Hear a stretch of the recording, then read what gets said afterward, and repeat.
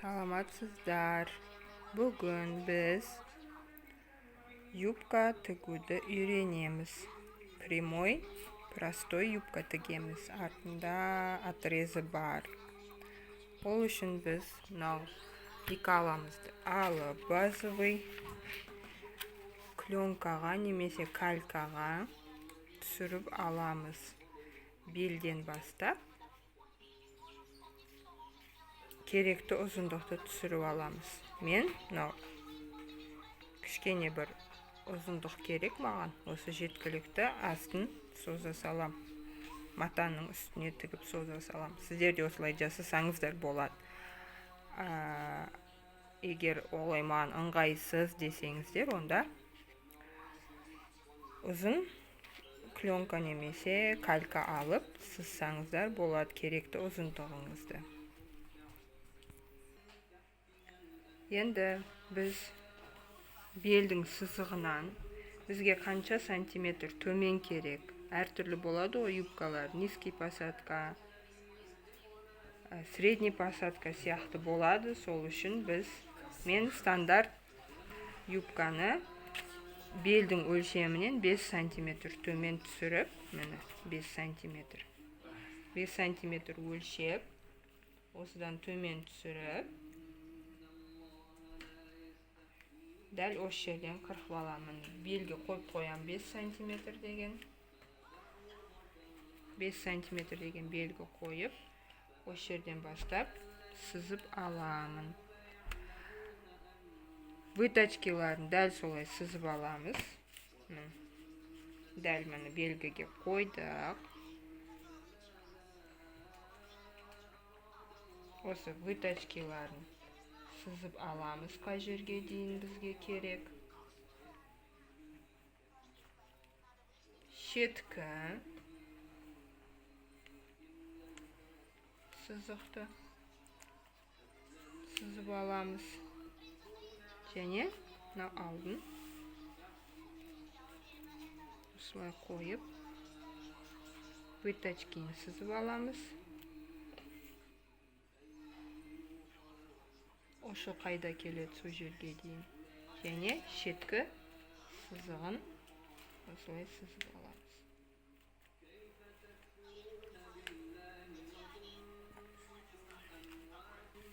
Мені сызып алған жерлерімізді қырқып аламыз. Вытачканы қырқып аламыз. Және шеткі бөлігін қырқып аламыз. Мұны қырқып алдым. Алдыңғы бөлік және артқы бөлік деп. Алды және арты деп жазып қоямыз. Матамызды алып, екі бүктеп аламыз. Екі бүктеп аламыз да.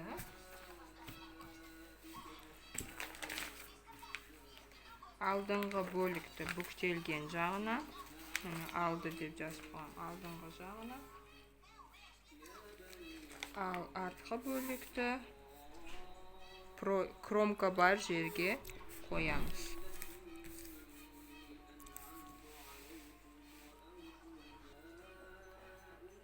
Шеттерін сызып аламыз, 1 сантиметр тігіске қалдырып.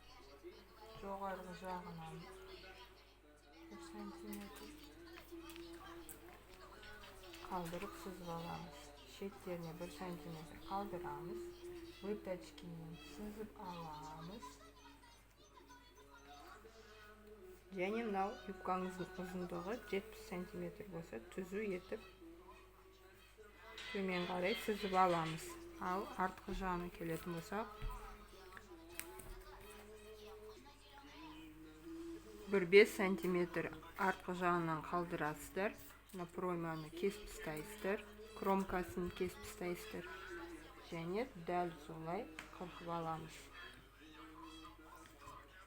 1 сантиметр тігістеріне қалдыра отырып қырқып аламыз. Ұзындыққа 65 сантиметр етіп белгіледім. 65 сантиметр ұзындыққа кетеді. Енді міне алдық. Мынау үстіңгі сызықтан 1 сантиметр төмен қарай, 1 сантиметр төмен қарай алып, осылай сәл овальныйлау етіп қырқып аламыз. Себебі тіке боп қалмасын. Себебі тіке боп қалады, егер тіке қырқпасаңыздар. Ал адамның денесі бар ғой, қарны сәл. Сол бұлай сәл домалақтау боп келу керек. Алды жағында дәл солай 1 сантиметр қалдырып, шеткі сызығына овальныйлау етіп сәл қосамыз. Үстіп қырқып аламыз 1 сантиметр қоса отырып. Сызып алған жерлерімізден әдемілеп қырқып аламыз.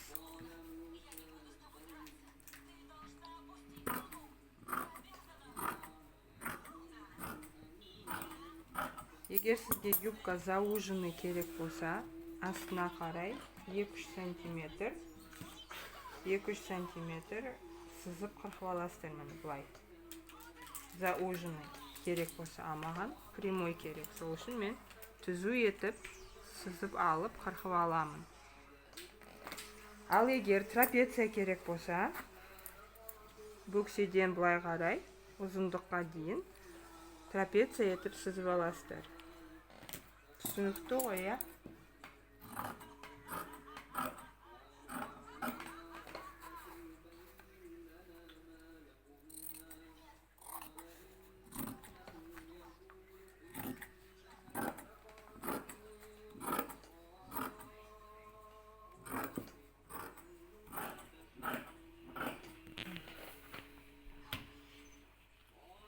Мына жерін жаңағы сәл домалақтау етіп қырқып аламыз.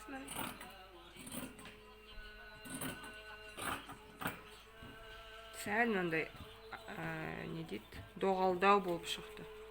И аптачкасын рассечка жасаймыз. 0,5 рассечка жасап аламыз.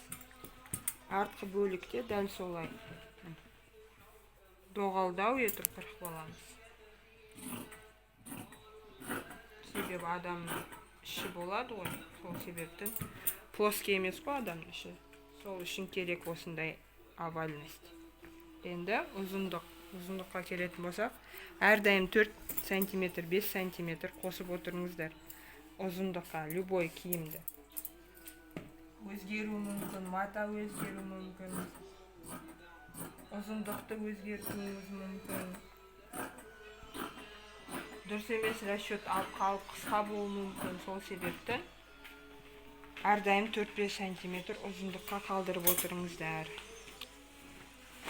Міне осындай бізде артқы бөлік және алдыңғы бөлік шықты. Енді тігеміз.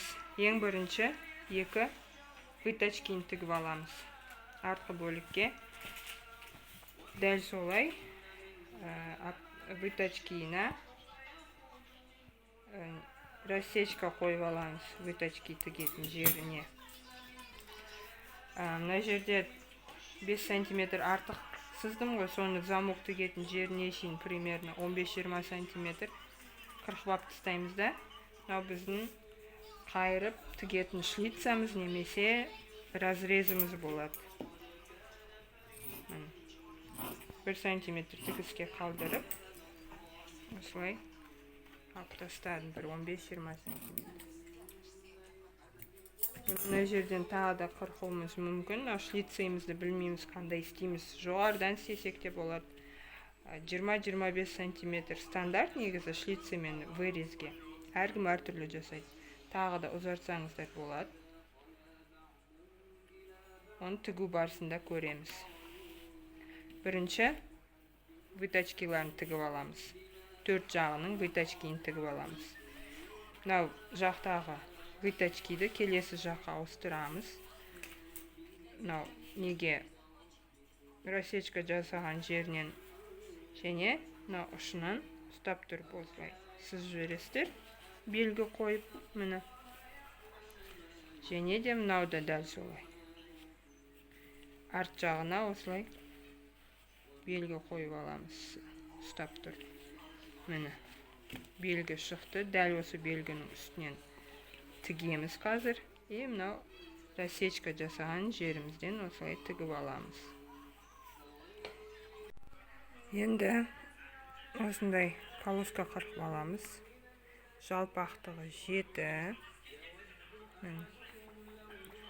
Ұзындығы пока бар матан ұзындығымен беліңізден 7 сантиметр артық, бел өлшеміңізден 7 сантиметр артық етіп қырқып аласыздар.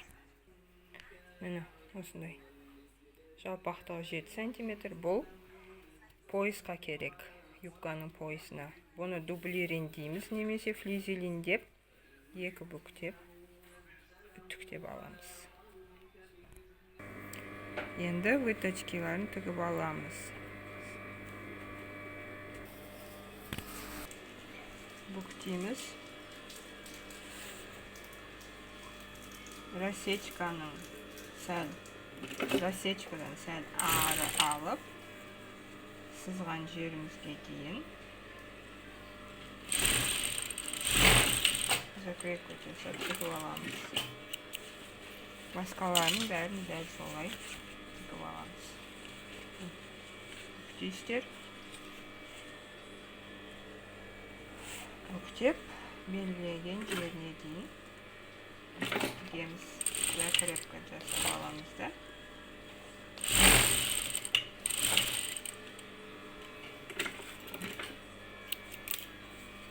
Енді жандарын қосып аламыз.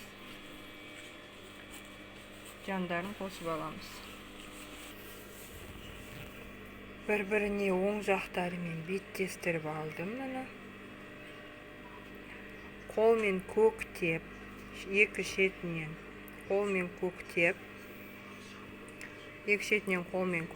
және де мынау артқа тігісін бір-біріне көктеп, киіп көресіздер.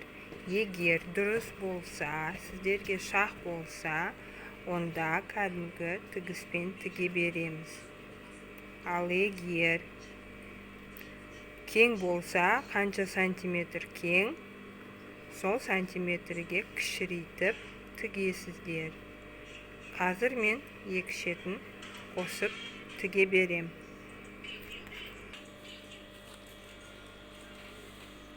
Бір сантиметр, бір жарым сантиметр закрепка қойып, тігіс жүргізіп, одан кейін оберлоктаймыз.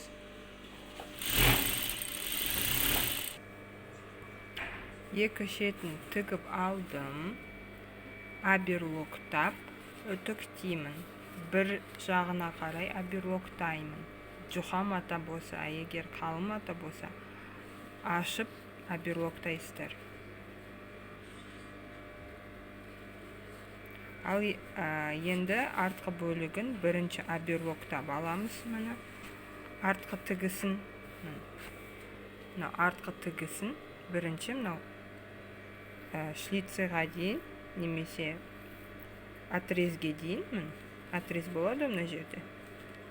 Сол отрезге дейін бірінші оберлоктаймыз. Сосын барып замокқа орын қалдырып, 15 сантиметр, одан кейін қосып тігеміз осы шовты.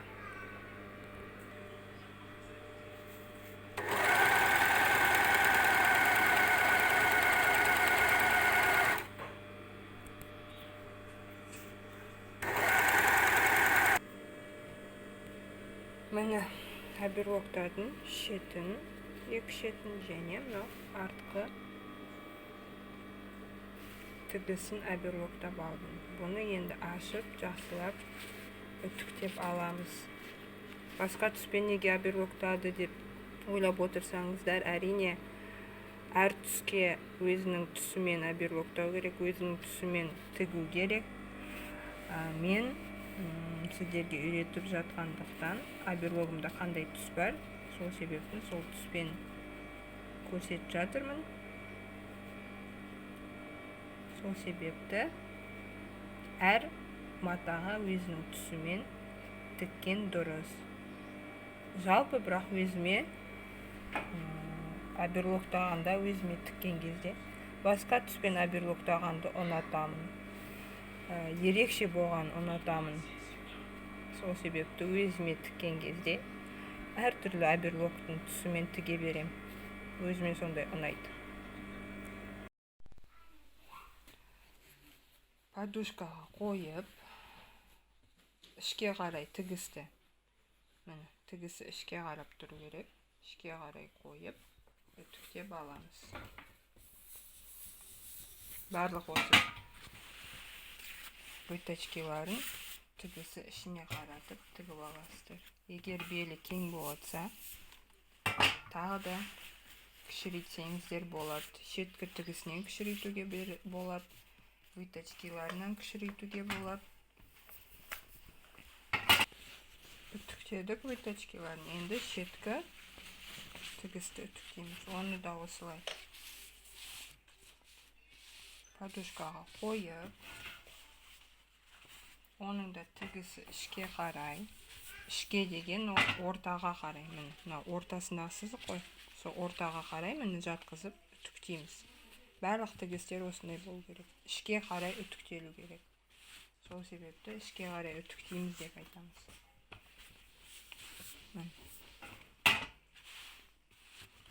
Подушка қойып осылай үтіктеп аламыз. Екі жағында дәл осылай үтіктеп аламыз. Міне тігісті үтіктеп алдық. Екі жағын тігісін. Енді поясына, поясқа дублерин немесе флизелин жабыстырамыз. Жылтырлақ жағын алып, теріс жағына дублерин флизелинді қырқып алып, теріс жағына қаратып жабыстырып аламыз бұны да.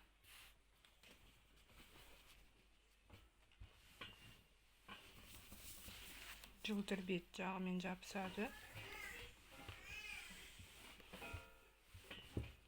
Үстіп, беліңізді өлшеп, беліңізден сәл 7 сантиметр артық алып, өлшеп қырқып аласыздар. Мен ұзынан ала салдым, қазір тігіп болған соң өлшеп алам.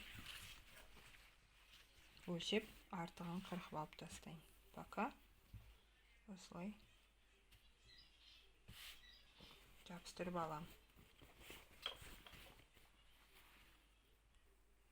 Жабыстырып алдық. Енді осы поясымызды екі бүктеп үтіктеп аламыз. Артық флизелинін алып тастаймыз. Қырқып алып тастаймыз. Осылай екі бүктеп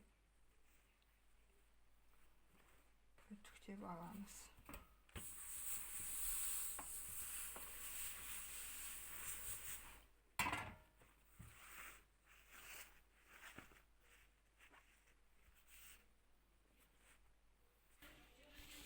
Міне үтіктеп алдық. Поясымызды да үтіктеп алдық. Бір жағын артық флизелиндерін қырқып алып тастап, бір жағын аберлоктап аламыз қазір. Енді замок. Замоктың екі түрі болады. Шалбарға тігетін замок және потайной замок. Потайной замок әдемі болып көрінбей тұрады, бірақ күнделікті киетін юбкаға бұл практичный емес. Сол себепті мен шалбарға тігетін замокты тігемін. Мынау артқы бөлікті қазір бірінші қосып аламыз. Артқы тігісті замокты өлшеп қалдырып кетеміз. Мысалы, замогымыз 15 сантиметр болса, 15 сантиметр қалдырып, мына жерден белгі қойып, төменге дейін, шлицеға дейін тігіс тігеміз. Мына жерге дейін 2-3 сантиметр артық тігіс тігіп аламыз. Міне артқы тігісті қосып тігіп алдым. Енді бұған замокты тігеміз. Оң қаратамыз. Оң қаратамыз.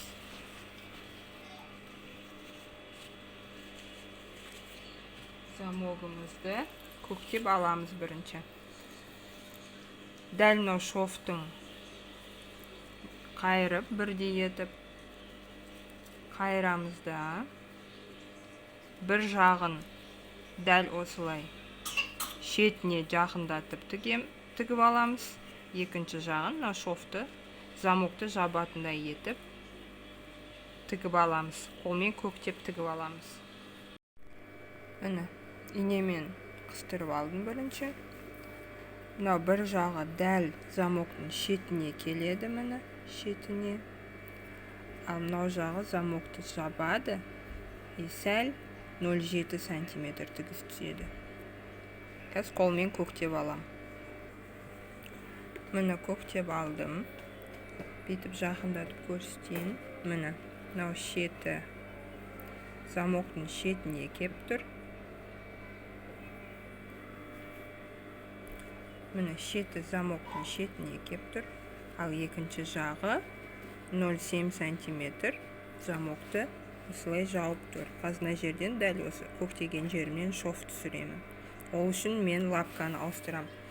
Мынау обычный лапканы замок тігетін лапкамен ауыстырып алам. Міне замок тігетін лапка осындай болады, бір жақты болады. Осымен қазір тігеміз замокты.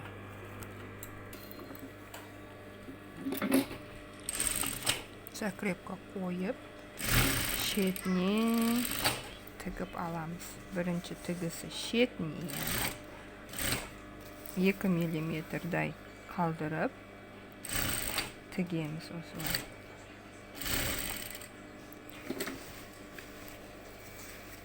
Осылай бұрыламыз. 3-4 тігіз жібермей 3-4 шаг қолмен үстіп айналдырып 3-4 шаг айналдырып лапкамыз көтеріп кейін қарай тігеміз. Сол кезде мынау екінші жағы замокты жауып қалады. Дәл замоктың үстінен тігіп жібермейсіздер сол кезде.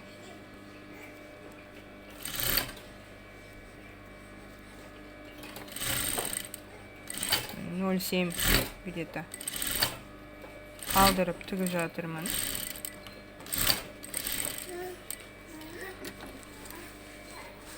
Міне көктеген алып тастаймыз да, енді үтіктейміз.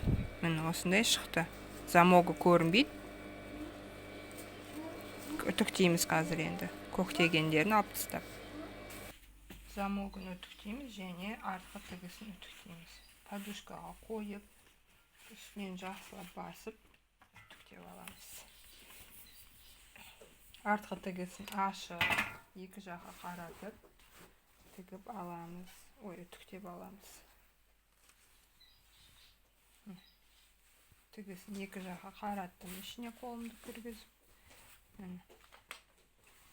Осылай жақсылап үтіктейміз. Үтіктелді. Енді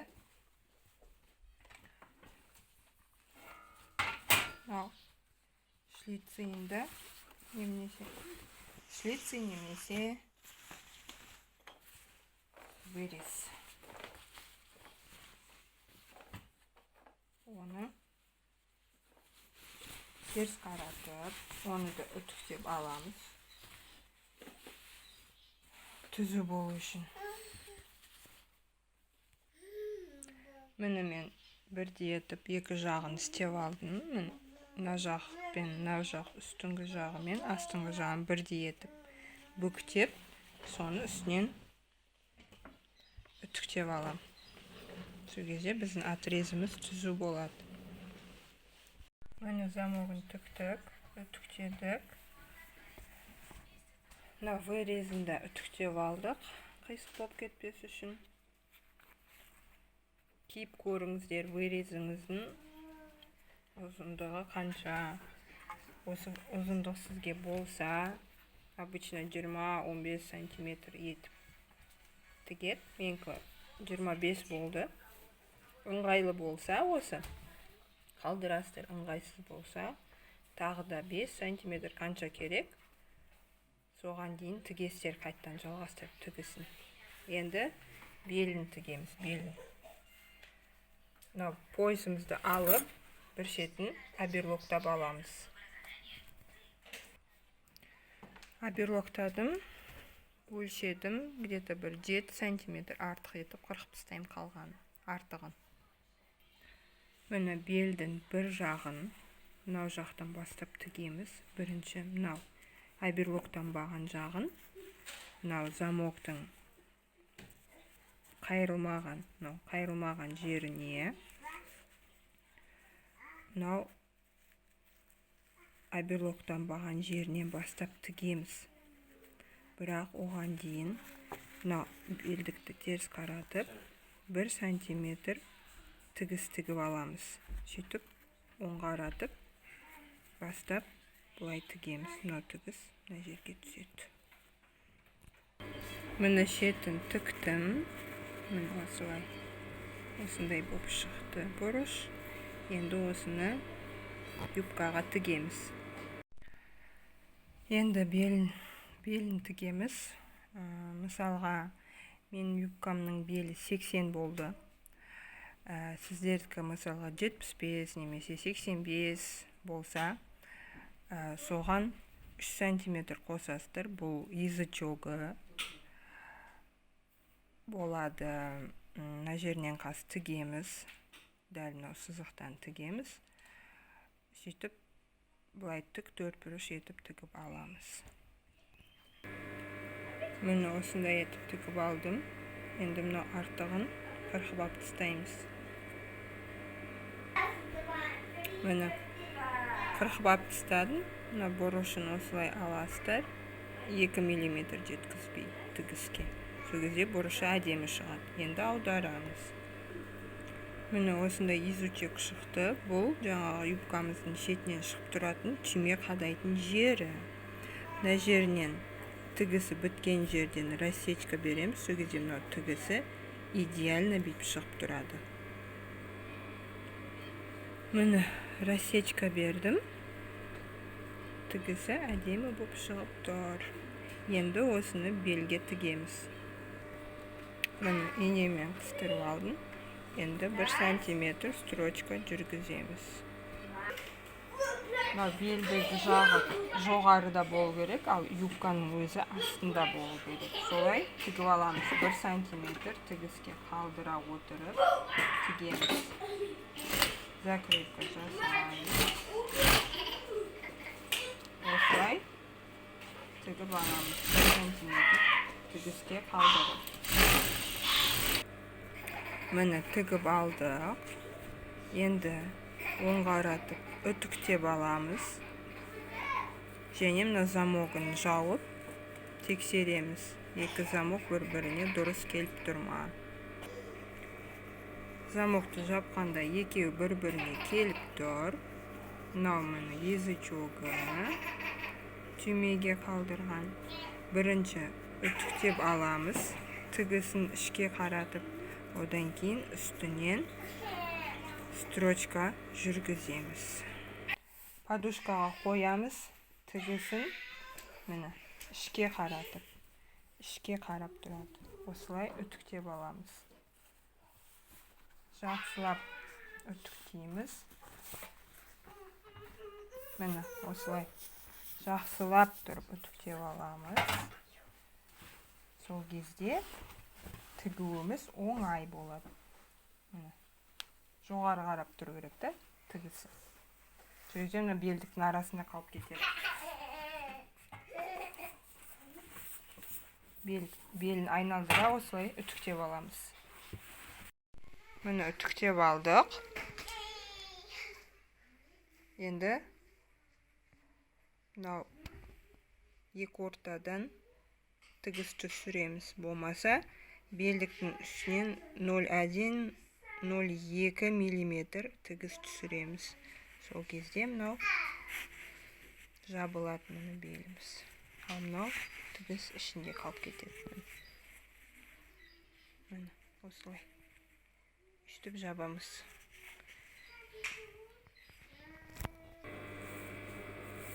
Міне аударған кезде осындай болады. Қазір дәл мына екі тігістің ортасынан түсіремін тігісті. Басасын қайтты.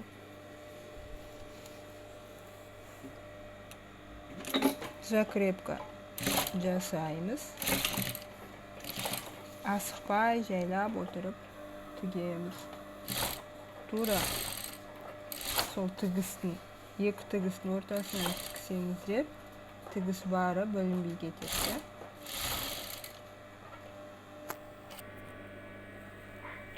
Міне тігіп шықтым.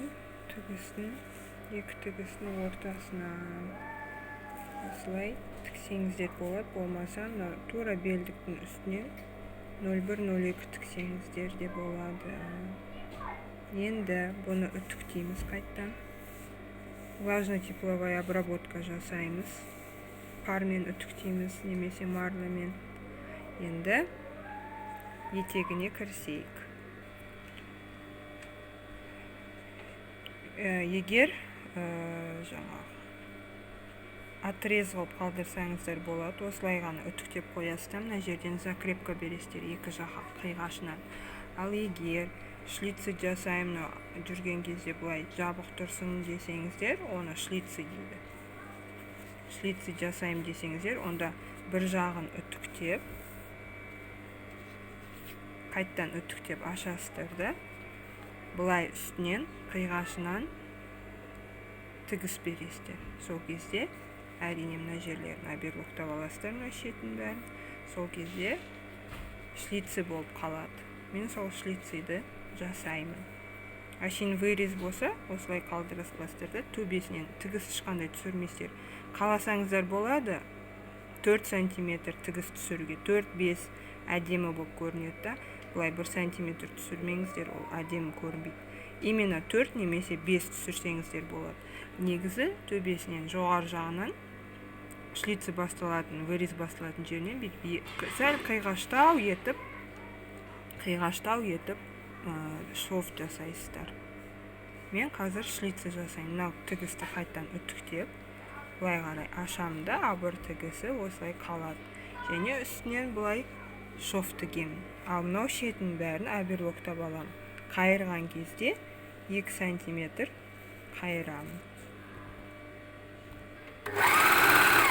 Етегін оберлоктап жатырмын. Етегін оберлоктап аламын. Мені белін үстінен қайттан подушкаға қойып үтіктеймін. Және жаңағы шлицыйны үтіктеймін. Мені шлицыйымның бір жағын ашып қайттан үтіктеп алдым. Енді бұны жауып, жерінен инемен қыстырамын да, қисық болмас үшін. Мынау шлицы басталған жерінен сәл қиғаштау етіп, тігіс жүргізіп аламын. Одан кейін 2 см қайтарып тігеміз. Мені етек жағын қыстырып алдым инемен, және жоғарғы жағын. Осылай 5-6 см сызып алдым. Осының үстінен қазір строчка жүргізем, екі жағынан закрепка жасап. Мені тіктім, үтіктейміз. Және етегін 2 см-ден осылай сызып алдым. Қазір етегін тігеміз. Мен алып тастайын. Мына жақты 2 см осылай бастап тіге береміз.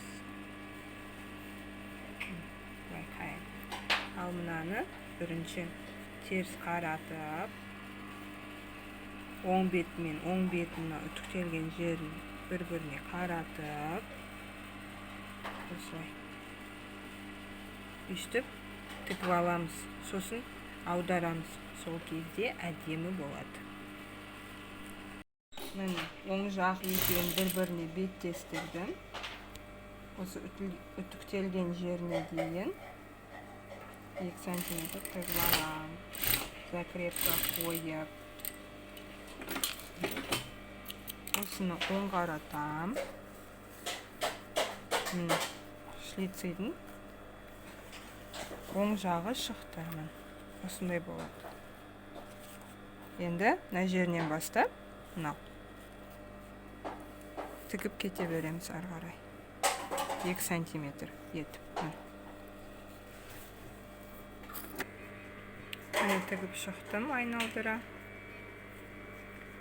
Енді осыны үтіктейміз. Міне юбкамыз дайын болды. Енді етегін үтіктедім. Енді мына жерге петля жасап, түймесін тігеміз.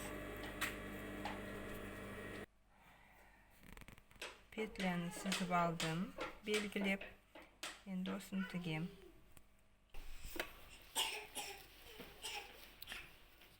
Петля жасайтын нені қойдым, лапканы. Енді осымен петля жасаймыз.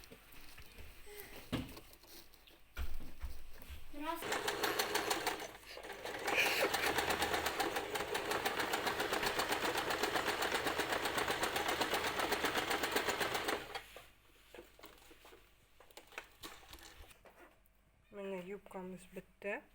Түймесін тігіп